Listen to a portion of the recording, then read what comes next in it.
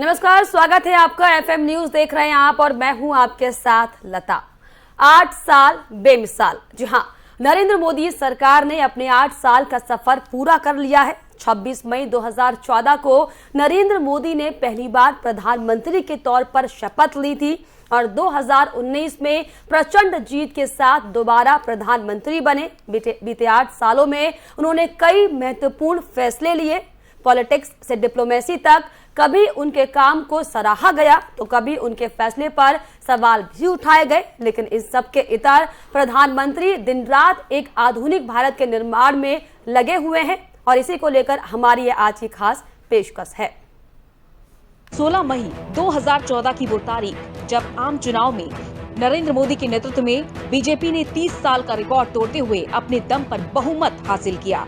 मोदी में लोगों को एक उम्मीद की किरण दिख रही थी, वो भी क्यों ना हो। नरेंद्र मोदी अपनी चुनावी सभाओं में अपने बचपन की गरीबी का अक्सर जिक्र किया करते थे। मोदी ने एक बार फिर लोकतंत्र की ताकत की याद दिलाई। उन्होंने कहा कि ये लोकतंत्र में ही मुमकिन है कि कोई चाय बेचने वाला देश का प्रधानमंत्री बन सकता है। 17 मई पहली बार चुनाव जीतने के बाद वो दिल्ली आए थे। ऐसा लग रहा था जैसे पूरी दिल्ली उनके स्वागत को उमड़ रही है। चुनाव जीतने के बाद बतौर सांसद जब वो पहली बार लोकतंत्र के मंदिर पहुंचे तो सबसे पहले अपना शीश संसद के सीढ़ियों पर नतमस्तक कर दिया। शायद ये देश के इतिहास में ऐसा पहला मौका था जब किसी पीएम ने इस तरह से अपना शीश झुकाया हो। उन्होंने अपनी दूरदर्शिता और पॉलिटिक डिप्लोमेसी का परिचय देते हुए सभी पड़ोसी देशों के राष्ट्राध्यक्ष को आमंत्रित किया, खासकर पाकिस्तान। पीएम मोदी अपनी शपथ से पहले ही अधिकारियों को संदेश दे चुके थे कि अब लाल फीताशाही नहीं चलेगी, अब केवल आइडिया को ही महत्व दिया जाएगा। पीएम मोदी इससे पहले गुजरात में बतौर मुख्यमंत्री अपना लोहा मनवा चुके थे और अब उनकी नजर दिल्ली से देश बदलने पर थी। Special desk FM news. तो पीएम नरेंद्र मोदी के 8 साल बेमिसाल हैं, क्योंकि जिस तरीके से प्रधानमंत्री बनने के बाद जो एक के बाद एक तमाम कई बड़े फैसले पीएम नरेंद्र मोदी ने लिए, ये पूरा देश देख रहा है। और यही दरअसल बड़ी वजह है कि देश ही नहीं बल्कि दुनिया में भी पीएम नरेंद्र मोदी का डंका बज रहा है। प्रधानमंत्री नरेंद्र मोदी ने देश की कमान संभालते ही एक से एक बढ़कर बड़े फैसले किए हैं। पीएम मोदी का हर फैसला भारत में गरीबों के कल्याण से जुड़ा रहा है। मैं नरेंद्र दामोदर दास मोदी ईश्वर की शपथ लेता हूं कि मैं विधि द्वारा स्थापित भारत के संविधान के प्रति सच्ची श्रद्धा और निष्ठा रखूंगा। मैं भारत की प्रभुता और अखंडता का अक्षुण्ण रखूंगा। मैं संघ के प्रधानमंत्री के रूप में अपने कर्तव्यों का श्रद्धापूर्वक और शुद्ध अंतःकरण से निर्वहन करूंगा तथा मैं भय या पक्षपात, अनुराग या द्वेष के बिना सभी प्रकार के लोगों के प्रति संविधान और विधि के अनुसार न्याय करूंगा। मैं नरेंद्र दामोदर दास मोदी ईश्वर की शपथ लेता हूं कि जो विषय संघ के प्रधानमंत्री के रूप में मेरे विचार के लिए लाया जाएगा अथवा मुझे ज्ञात होगा, उसे किसी व्यक्ति या व्यक्तियों को तब के सिवाय जबकि प्रधानमंत्री के रूप में अपने कर्तव्यों के सम्यक निर्वहन के लिए ऐसा करना अपेक्षित हो, मैं प्रत्यक्ष अथवा अप्रत्यक्ष रूप से संसूचित या प्रकट नहीं करूंगा। तारीख 26 मई 2014 जब पहली बार नरेंद्र मोदी ने देश के 14वें प्रधानमंत्री के रूप में शपथ ली। इसके बाद लगातार उनका कारवां आगे बढ़ता जा रहा है। लोगों के लिए एक से बढ़कर एक योजनाओं का लोकार्पण किया।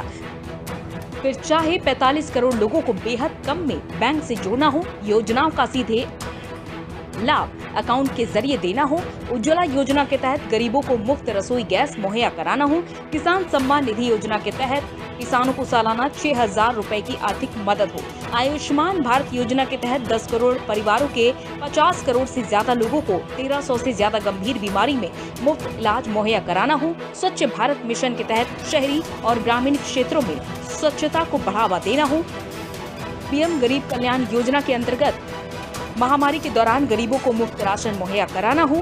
पीएम मोदी ने एक से बढ़कर एक फैसले लिए। Special desk report FM news. तो पीएम नरेंद्र मोदी अपने फैसले से सबको चौंका देते हैं। किसी ने सोचा भी नहीं होगा कि किसी को कानो कान भनक तक नहीं लगेगी और पीएम नरेंद्र मोदी अचानक से 500 और 1000 रुपए के नोटों पर प्रतिबंध लगा देंगे। कहते हैं ऐसा साहस और जोखिम केवल नरेंद्र मोदी ही ले सकते हैं। मोदी सरकार ने अपने पहले कार्यकाल में जो सबसे बड़ा फैसला लिया था वो नोटबंदी का फैसला था। 8 नवंबर 2016 की रात अचानक प्रधानमंत्री ने राष्ट्र के नाम संबोधन में ऐलान किया कि पुराने नोट अब लीगल टेंडर नहीं होंगे। 500 और 1000 रुपए के नोट पर फौरी तौर पर प्रतिबंध लगा दिया और इस फैसले से पूरे देश में खलबली सी मच गई। लोगों ने बैंकों के बाहर डेरा डाल दिया और कई किलोमीटर तक लाइनें लगनी शुरू हो गई। कई लोगों की इस दौरान मौत भी हुई और आम लोगों पर इसका सबसे ज्यादा असर देखा गया। इस फैसले से सरकार की खूब आलोचनाएं भी हुई, लेकिन मोदी सरकार जो बुलंद फैसले के लिए जानी जाती है, अपने फैसले से टस से मस ना हुई। सरकार ने तर्क दिया कि इसे काले धंधे पर बड़ा प्रहार किया गया है। हालांकि बाद में ये बात सामने आई कि पुरानी करेंसी लगभग पूरी तरह वापस आ गई थी, जिससे विपक्ष ने एक बार फिर मोदी सरकार को घेरा। लेकिन मोदी सरकार के इस फैसले से देश में डिजिटल पेमेंट का चलन तेजी से शुरू हुआ और आज तकरीबन 40% पेमेंट डिजिटल माध्यम से किया जा रहा है। Special desk report FM news. कहा तो ये भी जा रहा है कि ये केवल पीएम नरेंद्र मोदी ही ऐसा कर सकते थे। आर्टिकल 370 हटाना कोई सोच भी नहीं पा रहा था, लेकिन दूसरी बार सरकार बनते ही मोदी सरकार ने सबसे पहले संसद के जरिए आर्टिकल 370 को निरस्त करवा दिया और ये मोदी सरकार की कुशलता ही थी कि इस दौरान कहीं पत्ता तक नहीं हिल सका। तारीख 30 मई 2019 जब नरेंद्र मोदी ने दोबारा प्रधानमंत्री पद की शपथ ली। दोबारा सरकार में आने पर पीएम मोदी के तेवर और इरादे पहले से ज्यादा अटल नजर आ रहे हैं। तभी तो दशकों से अनसुलझे मुद्दे को सुलझाने में वो भिड़ गए। आजादी के बाद जो देश के सबसे बड़े जटिल मुद्दों में से एक था, वो जम्मू कश्मीर को विशेष राज्य का दर्जा देने वाला आर्टिकल 370 था, जिसको हटाने की मांग पिछले कई दशकों से चल रही थी और कहा कि अगर वो सत्ता में आते हैं तो जम्मू कश्मीर से आर्टिकल 370 को हटाया जाएगा। वही कई राजनीतिक पंडित सहमे जुबान से इसको असंभव सा मानते थे, लेकिन ये पीएम मोदी का अटूट इरादा था, जिनके डिक्शनरी में असंभव शब्द नहीं था। जानकार मानते हैं कि 2014 में देश की कमान संभालने के बाद ही उन्होंने धारा 370 हटाने का काम शुरू कर दिया था। जब दूसरी बार फिर से उन्होंने प्रचंड बहुमत के साथ सरकार बनाई, तब 5 अगस्त 2019 का दिन इतिहास में हमेशा के लिए दर्ज हो गया, जब देश के गृह मंत्री अमित शाह ने संसद में आर्टिकल 370 को खत्म करने का ऐलान किया और ये फैसला इतने पुख्ते तौर पर किया गया कि कहीं पत्ता तक भी नहीं हिल पाया। फैसले से ठीक सरकार ने कदम उठाते हुए कश्मीर के तमाम स्थानीय नेताओं को नजरबंद कर दिया। ये सरकार का काफी बड़ा और चौंकाने वाला फैसला था, जिसे लेकर खूब हंगामा भी हुआ। किसी ने ये भी नहीं सोचा होगा कि सरकार इतनी जल्दी ऐसा कदम उठा भी सकती है। लेकिन मोदी सरकार के इरादे अटल हैं और आज वही कश्मीर या मोदी के कुशल नेतृत्व से आगे बढ़ रहा है, जहां धारा 370 हटने के बाद विकास की बयार बह रही है। Special desk report FM news. तारीख। वहीं मोदी सरकार के जिस फैसले पर सबसे ज्यादा विरोध देखने को मिला वो CAA और NRC बिल था, लेकिन मोदी का नजरिया हमेशा स्पष्ट रहा। तभी तो दूसरी बार सरकार में आने पर चुनावी घोषणा को अमली जामा पहनाने में मोदी सरकार जुट गई थी। मोदी सरकार का एक और फैसला जिसको लेकर के विवाद हुआ वो CAA और NRC बिल था। साल 2019 में ही मोदी सरकार ने संसद से नागरिकता कानून पारित किया। इस कानून पर संसद से लेकर सड़कों तक खूब विरोध देखने को मिला। मोदी सरकार के ये कानून उन समुदायों के लिए आए थे जिन्हें पड़ोसी मुल्कों में सताया जा रहा था। सरकार का कहना था कि वो ऐसे तमाम नागरिकों को भारतीय नागरिकता देगी, लेकिन इसमें हिंदू, ईसाई, सिख, जैन, बौद्ध और पारसी ही शामिल होंगे, यानी मुस्लिमों के लिए नागरिकता का प्रावधान नहीं था, जिसको लेकर शुरुआत से ही विवाद रहा। विपक्षी नेताओं ने इस कानून को भारतीय लोकतंत्र के खिलाफ बता दिया था।